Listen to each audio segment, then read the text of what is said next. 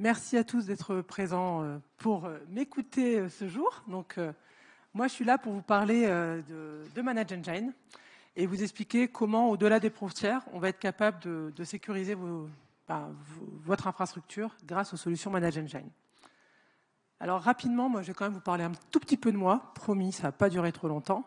Donc moi je m'appelle Claire Delecroix, je travaille pour une société qui s'appelle By the Way et en fait je suis le partenaire de Manage Engine. Pourquoi c'est pas Manage Engine en direct? Parce qu'ils ne font pas de vente directe auprès de leurs clients en France et ils nous font confiance et également à moi pour pouvoir parler d'eux aujourd'hui. Manage Engine justement, qui y sont? Important de noter, c'est une structure indienne qui représente pas loin de 14 000 collaborateurs, présente sur près de 18 sites partout dans le monde. Et aujourd'hui, il y a près de 3 millions d'administrateurs qui utilisent une partie de leurs solutions. Et également près de 180 000 entreprises partout dans le monde qui sont amenées à utiliser les solutions. Donc quand je vous dis partout dans le monde, c'est bien sur près de 190 pays. Plusieurs des solutions sont disponibles sur différentes plateformes, des plateformes SaaS qui sont hébergées un peu partout également dans le monde. Donc pour l'Europe, ça va être Amsterdam, mais également des solutions qui sont disponibles on-premise. Et puis, une grosse partie des solutions ont également la possibilité d'avoir des applications sur vos smartphones pour pouvoir les manager. Sur quoi ils vont intervenir? L'ensemble de votre SI. On va être capable d'intervenir sur votre Active Directory, sur la gestion de vos devices, sur le réseau, sur la partie applicative, et également sur vos applications SaaS, entre autres. Et également, ce qui est important de noter, c'est qu'ils sont également capables de répondre à des besoins de certification que vous avez chez vous, à travers de nombreux rapports, que ce soit des certifications dans le domaine de la santé, de l'ISO, du RGPD. On va faire un petit focus sur la partie sécurité de vos endpoints. Aujourd'hui, qui est capable dans cette salle de me dire qu'il a une solution qui est capable de patcher l'intégralité de ses OS dans une seule solution? Ah, je vois quelqu'un qui lève la main, super. Vous utilisez déjà, j'imagine. Parfait, merci.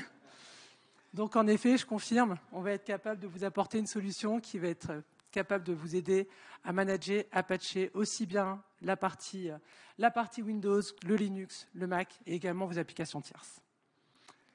Aujourd'hui, qui est capable de me dire qu'à travers ces solutions, au-delà du patch, il peut remonter de la vulnérabilité, du scoring de vulnérabilité? Bon, là-bas également, j'imagine. Donc, en effet, la solution va également vous permettre de pouvoir remonter votre score CVE et du coup, pouvoir vous donner les lignes directives pour pouvoir corriger ces vulnérabilités au travers du patch, de l'information et de l'action. Ce qui est important, c'est qu'on parle, là, je vous parle de device, donc on a en tête la partie PC, la partie serveur. Vos mobiles sont également une faille de sécurité chez vous, il faut pouvoir les manager. Au travers, pourquoi pas, d'une solution de MDM, et également au travers de la conteneurisation pour pouvoir séparer vos données d'entreprise des données personnelles de vos collaborateurs. On va aller un petit peu plus loin, on patch, on regarde la vulnérabilité, on gère le MDM. Aujourd'hui, c'est important aussi de pouvoir faire du remote déploiement. Donc dans le remote déploiement, on va parler aussi bien de la partie déploiement d'OS, la création de masters, pouvoir upgrader vos masters, donc passer du Windows 7 Windows 10, Windows 11, c'est important, je vous invite à le faire, mais également pouvoir pousser de l'applicatif métier sur vos différents devices sans pour autant que vos utilisateurs soient administrateurs. Ça, c'est important. C'est important aussi de pouvoir sécuriser la gestion de vos navigateurs. Aujourd'hui, vos utilisateurs utilisent beaucoup de navigateurs différents. Est-ce qu'ils sont sécurisés correctement? Peut-être pas. C'est important de pouvoir gérer les règles de sécurité, mais pouvoir également les gérer en fonction des groupes d'utilisateurs et des besoins métiers qu'il y a derrière. Et puis, pouvoir faire du troubleshooting. Un collaborateur qui rencontre une difficulté sur un device, pouvoir lui prendre la main à distance, l'aider, faire du partage d'écran et faire des actions sur son mobile. Donc pour ça, en fait, il y a une solution qui s'appelle Endpoint Central. Alors, elle fait encore plein d'autres choses supplémentaires. Donc un petit screen, dont je vous l'ai dit, du patch, de la vulnérabilité, du télédéploiement de logiciels, de l'inventaire, c'est important de pouvoir inventorier, avoir de la visibilité sur l'état de son parc. On va pouvoir faire également la gestion du chiffrement BitLocker, centraliser toute cette partie-là. Et également pouvoir faire donc du MDM, du contrôle de vos applications métiers, pouvoir contrôler les différents devices USB qui vont venir se connecter sur vos équipements, pouvoir les contrôler, et donc la prise en main, l'OS Deployer. Et tout ça à travers différents rapports aussi que vous allez pouvoir remontrer auprès de vos directions. Donc cette solution s'appelle Endpoint Central, disponible en mode SaaS, disponible en mode on-premise, tout simplement. Maintenant, qui est important, c'est également de pouvoir sécuriser vos sessions et vos accès privilégiés. Donc là, je vous ai parlé de la partie endpoint, c'est important. Maintenant, il va falloir également parler de la partie accès privilégié. Pour faire ça, aujourd'hui, pour sécuriser, on a besoin d'un outil qui va faire de la gestion de mots de passe et des comptes partagés. Aujourd'hui, j'ai encore vu des clients qui avaient encore des fichiers Excel, ils se partageaient les mots de passe, ou parfois les mots de passe n'avaient pas été changés depuis plusieurs années. Pouvoir sécuriser les mots de passe avec de la double authentification, ça devient indispensable aujourd'hui. Également, pouvoir faire la découverte des comptes privilégiés et la gestion du cycle de vie. Est-ce qu'aujourd'hui, tout le monde dans cette salle est capable de me dire qui sait exactement qui a des accès privilégiés et depuis combien de temps? Je ne suis pas convaincu non plus que tout le monde ait forcément tous ces accès-là. Cette visibilité-là, en tout cas. Pouvoir enregistrer ce qui se passe et superviser ce qui se passe sur votre infra. C'est indispensable et sur vos comptes. Et puis également, pouvoir faire de la gestion de vos sessions privilégiées. Ce qui est important aussi, c'est de pouvoir gérer les notions d'élévation de droit et de délégation. À un moment, vous faites peut-être appel à des partenaires externes, vous avez peut-être des personnes en interne chez vous qui ont besoin, de manière temporaire, d'avoir accès à certaines infrastructures chez vous, certains domaines. Et c'est important de pouvoir leur élever les droits, mais de manière temporaire, et pouvoir leur donner des accès délégués pour pouvoir faire ça. Et puis, on a vu que c'est important la gestion du cycle de mots de passe, changer les mots de passe, pouvoir les gérer.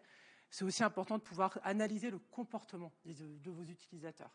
Peut-être qu'aujourd'hui, il y a des utilisateurs qui ont des accès privilégiés, mais qui, à un moment, dans l'usage qu'ils en ont, il y a un comportement qui est anormal, c'est-à-dire un usage qui est anormal par rapport à leurs habitudes. Est-ce que c'est réellement eux derrière tout ça? Est-ce qu'il n'y a pas un problème de sécurité? Eh bien, l'idée, pour pouvoir sécuriser tout ça, c'est d'utiliser un outil qui s'appelle PAM 360. Donc, en fait, pour résumer, c'est un bastion du coffre-fort de mots de passe, de la gestion de vos accès privilégiés, et un petit plus qui permet de faire également la gestion de vos certificats et de vos clés SSH. Maintenant, on a vu la partie endpoint, on a vu la partie accès. Maintenant, il faut aller un petit peu plus loin. Comment je vais faire pour identifier, comment je vais faire pour neutraliser les menaces potentielles que j'ai chez moi? Pour pouvoir les identifier, déjà, il faut que je puisse sécuriser mes données. Puis, il va falloir que je puisse faire de la gestion et de la réponse à incidents. Après, indispensable, c'est important que je puisse superviser tout ce qui se passe, mais également dans le monde, dans le cloud. Je vais également avoir besoin de pouvoir gérer tout ce qui va être lié à des notions de normes de sécurité, avoir des rapports spécifiques, pouvoir faire de l'analytique de sécurité, et puis pouvoir faire des renseignements sur toutes les menaces que vous pouvez avoir chez vous. On en revient un petit peu aussi à toute cette analyse comportementale également de vos utilisateurs. Pour pouvoir faire ça, aujourd'hui, c'est important d'avoir un SIEM, et la solution qui va répondre à ce besoin-là, c'est Log 360. Donc vraiment un outil qui va faire la corrélation de vos logs, l'analyse comportementale. Un exemple tout bête, vous avez un collaborateur, il travaille habituellement du lundi au vendredi, de 8h à 18h, il n'a même pas de laptop, c'est quelqu'un administratif, puis étonnamment, il se connecte un week-end. Pas normal, ça. Qu'est-ce qui s'est passé? Alors, en effet, il n'y a pas de menace, en tout cas de ransomware ou de choses très particulières par rapport à ce comportement, mais c'est un comportement qui est anormal. Est-ce qu'il n'y a peut-être pas une usurpation d'identité derrière? Et c'est important que vous soyez alertés pour pouvoir agir. Là, je vous ai parlé donc de 3 solutions différentes. Endpoint central, pour pouvoir faire la sécurité de vos endpoints. Le bastion, pour pouvoir venir sécuriser vos accès à vos infras. Et toute la partie SIEM pour pouvoir corréler vos différents logs. À ça, maintenant, ce qui peut être important, c'est votre outil d'ITSM, ça peut devenir un outil de sécurité chez vous en réalité. Pourquoi? Parce qu'en fait, on a un outil qui s'appelle Service Desk Plus, sur lequel on va être capable d'intégrer la solution qui s'appelle Endpoint Central. Pourquoi? On a un agent unique, un collaborateur fait une demande à un moment auprès du service technique, le service technique a tout de suite l'information. Un collaborateur a un problème sur un logiciel, ou alors le collaborateur veut simplement installer un nouveau logiciel. Ça va remonter automatiquement dans Service Desk et directement le technicien, à travers Endpoint Central, va être capable de pousser ce logiciel, pousser la mise à jour, prendre la main à distance sur le device pour pouvoir accompagner le collaborateur. On va être capable également d'intégrer la partie PAM, forcément. Vos techniciens, ils reçoivent les demandes, les tickets, ils ont des tâches d'exploitation également à réaliser. Il faut qu'ils puissent se connecter sur votre infrastructure. Il faut le faire de manière sécurisée. Et puis, je vous ai parlé d'alerting. Si derrière, il n'y a personne pour pouvoir traiter les alertes, pas d'intérêt. Donc l'idée, c'est de pouvoir remonter l'intégralité des alertes et des problèmes que vous pourriez rencontrer au niveau de vos logs directement dans Service Desk pour pouvoir mener les actions qui vont bien avec vos techniciens. Ce qui est important, c'est que ça ne s'arrête pas là. Parce que Manage Engine, ce n'est pas un éditeur qui va s'arrêter sur 3 solutions. On est capable également de répondre à des besoins de supervision, donc OP Manager. Rapidement, en quelques mots, c'est quoi? C'est un outil qui va vous permettre de superviser votre infra, faire de la gestion de vos configurations réseau, pouvoir sauvegarder vos configurations réseau. C'est un outil qui va intégrer de l'IPAM, qui va intégrer de l'analyse de vos firewalls, et pareil, intégrable directement à Service Desk. On va être également capable de remonter tout ce qui va être lié à la partie applicative. C'est important aujourd'hui de connaître les performances applicatives auprès de vos utilisateurs, parce qu'on entend souvent les collaborateurs qui disent « Ah, ça rame, ça ne marche pas l'application ». Je ne vais pas être vulgaire, mais presque, mais ça ne marche pas ces deux-là, hein, je n'irai pas au bout. Aujourd'hui, c'est important de comprendre pourquoi vous avez ces problèmes de performance et de remonter ces alertes de performance auprès de vos techniciens pour qu'ils puissent mener les bonnes actions techniques. On a parlé aussi un petit peu de sécurité côté Bastion, mais également la sécurité des mots de passe de vos collaborateurs, elle est indispensable. Aujourd'hui, il y a encore beaucoup d'entreprises, beaucoup trop d'entreprises, qui ont des collaborateurs chez qui on n'a pas de stratégie de mot de passe forte, à qui on ne demande pas de changer de mot de passe, à qui on n'interdit pas de mettre un mot de passe type AZERTY ou Tartampion 2024. J'en vois beaucoup. Et ce n'est pas les TPE qui sont concernés. Les grands groupes sont également concernés par ça. Et bien là, je vous propose également une solution qui va vous permettre de faire de la réinitialisation de mot de passe, rendre 100% autonome votre collaborateur dans la modification de son mot de passe. Cette solution, c'est ADSL Service Plus. Et pareil, ça va remonter directement dans Service Desk.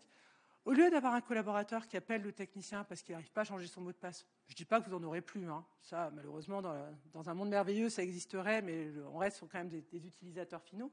Mais on va dire que 90% de vos utilisateurs vont se dire « Mince, je n'ai pas changé le mot de passe, il faut que je le fasse. » Eh bien, ce n'est pas grave, je le fais depuis mon laptop, je le fais depuis une application mobile. Je suis complètement autonome pour le faire. Et en plus, j'y associe du MFA. Soit du MFA directement intégré à la solution à travers Manage Engine, soit du MFA que vous avez déjà en place chez vous, parce que c'est compatible avec du Duo, du Microsoft, du Google, bien d'autres encore, ce qui vous permet de vous assurer, quand il y a un changement de mot de passe, qu'on est bien sur la bonne personne qui va derrière, et surtout de mettre en place une vraie stratégie de mot de passe associée. Et puis, dans la gestion de l'AD, il faut aussi pouvoir le manager, son AD. Aujourd'hui, trop de clients ont encore des comptes AD qui sont inutilisés, ceux qui n'ont pas été connectés depuis des mois, mais ils n'ont pas la visibilité de ça. Trop de clients sont informés tardivement par les services RH qu'un collaborateur est arrivé dans l'entreprise, qu'il veut lui ouvrir un compte, une adresse mail, l'accès à ses équipes Teams, lui commander du matériel. Ça, malheureusement, parfois, c'est prévenu trop tard. Et à travers AD Manager, on va être capable de pouvoir proposer au RH de remplir un template et directement d'automatiser la création de ces comptes-là. Mais ce qui est important, c'est que le RH va pouvoir faire sa demande dans Service Desk, le technicien va pouvoir directement aller dans AD Manager et dire « Ok, je crée le compte AD par rapport au template qui m'a été remonté par la RH ». Et on ira même plus loin dans une notion de workflow. On va pouvoir dire il faut d'abord que ça passe par le chef de service, parce que le chef de service il va savoir déterminer quelles sont les applications dont a besoin le collaborateur. Et du coup, on va pouvoir déployer les applications et cette fois-ci, on en revient à Endpoint Central. Donc voilà un petit peu ce de quoi moi je voulais vous parler aujourd'hui. Je voulais principalement vous expliquer dans les grandes lignes les solutions de Manage Engine.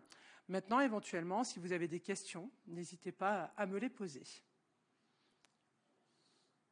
Alors déjà, moi j'ai des questions d'ailleurs à vous poser. Qui est utilisateur des solutions Manage Engine là aujourd'hui? Là. OK. Plutôt des utilisateurs des solutions Endpoint, il me semble. Il y a un peu de Service Desk, je crois. Certains connaissent la partie AD Manager, l'ont déjà essayé, l'ont déjà testé.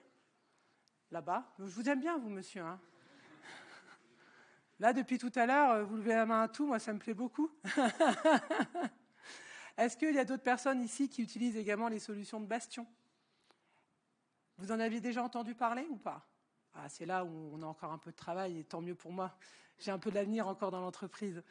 Là, c'est important, c'est qu'il faut comprendre, c'est qu'il y a vraiment une suite logique à tous ces outils-là. On est bien sur des outils qui vont être distincts, avec pas forcément les mêmes équipes derrière, mais il y a une logique entre ces outils. Et l'objectif à terme, c'est que vous puissiez, en fonction de vos équipes, répondre à tel besoin. Besoin de bastion de sécurité, besoin de réponse aux besoins, aux gestions d'endpoint, besoin de répondre aux problèmes AD et autres. Pour ma part, j'ai fini. Je ne sais pas si vous avez des questions. Monsieur Després, peut-être? Non. Alors, on peut me retrouver sur le stand E9. Tout était prêt. Donc oui, en effet, on est sur le stand E9. Alors, rapidement quand même, je profite, comme j'ai encore un petit peu de temps. C'est vrai qu'en fait, 30 minutes, c'est long et je vais peut-être un peu vite. En fait, ce qui est important de noter, j'ai expliqué rapidement tout à l'heure, c'est que Manage Engine fait appel à un réseau de partenaires de confiance. Et on a la chance, et c'est une opportunité pour nous, by the way, d'être ce partenaire de confiance, parce qu'on ne fait pas que vous vendre des licences. Notre objectif, c'est aussi de vous accompagner dans l'intégration, la formation des solutions. Et c'est pour ça d'ailleurs que Manage Engine nous demande de les représenter sur le FIC, sur d'autres événements d'ailleurs sur l'ensemble du territoire français. Là, dans 10 jours, je suis à Nantes. Bientôt, on sera à Monaco, on va à Paris pour les représenter. Parce voilà, cette confiance qu'ils ont en nous, c'est pas juste by the way, c'est bien, ils savent pousser la licence, mais ils vont savoir les intégrer chez les clients. Et aujourd'hui, la partie intégration, elle est indispensable dans ce genre de projet. Nombre de clients où on a vu, quelle que soit la solution technique, ils ont voulu faire par eux-mêmes, ils n'avaient pas la bande passante suffisante, ils n'avaient pas l'expertise suffisante. C'est des projets qui sont tombés à l'eau. Et là, l'idée, c'est de pouvoir vous accompagner au bout du projet et vous former, parce qu'on fait également de la formation certifiante sur les solutions. D'ailleurs, je pense que certains ici, en effet, sont déjà passés par nous pour de l'intégration. Et d'ailleurs, je les en remercie.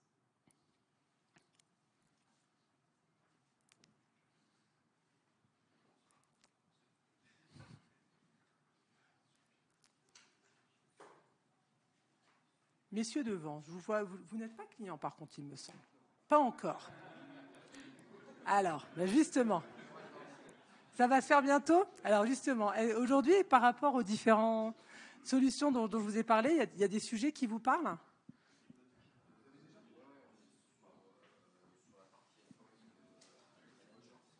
Essentiellement, aujourd'hui, vous rencontrez les problématiques liées à l'AD, l'automatisation de la gestion des comptes. C'est fait de quelle manière aujourd'hui chez vous ? À la main, avec des scripts ? Ok, donc ça prend beaucoup de temps.